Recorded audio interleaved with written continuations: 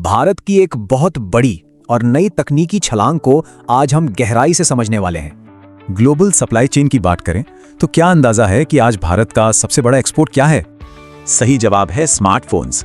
ये electronics manufacturing में आई एक बहुत ही शानदार और बड़ी क्रांति का सबूत है। कभी हम हार्डवेयर में पीछे थे, लेकिन आज मजबूत पॉलिसीज और लीडरशिप ने पूरी तस्वीर ही बदल दी है। इसी ग्रोथ का सबसे ताजा उदाहरण है विशाखापट्टनम, जहां Google cloud India AI hub की नींव रखी गई है। केंद्रीय मंत्री, मुख्यमंत्री और कई बड़े इंडस्ट्री लीडर्स ने मिलकर इस विशाल और अहम प्रोजेक्ट की शुरुआत की है। सच में विशाखापट्टनम अब इतनी तेजी से आगे बढ़ रहा है कि इसे एआई पट्टनम कहा जाने लगा है। ये हब एजुकेशन, हेल्थ केयर से लेकर एरोस्पेस और एग्रीकल्चर तक हर सेक्टर में एआई का इस्तेमाल पूरी तरह बढ़ाएगा। बड़े लेवल पर देखें तो ये नया लोकल हब सीधे तौर पर मेक इन इंडिया विजन को मजबूती देता है।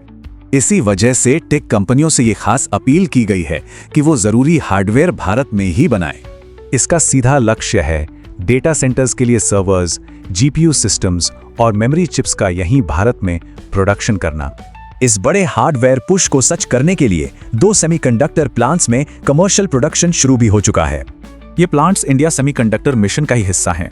ये भारत को एक भरोसेमंद ग्लोबल इलेक्ट्रॉनिक्स पार्टनर बना रहे हैं। सस्टेनेबिलिटी के लिए इंडिया एआई मिशन का फोकस पावर एफिशिएंसी बढ़ाने और पानी की खपत को कम करने पर है।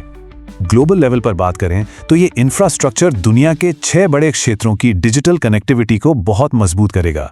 मतलब ये एआई हब भारत को Europe, Africa, Australia, middle east और अमेरिका से जोड़ने वाला एक डिजिटल ब्रिज बनेगा। तो सोचने वाली बात है, ये नया इंफ्रास्ट्रक्चर भविष्य में ग्लोबल टेक पावर और पर्यावरण के संतुलन को कैसे बदलेगा।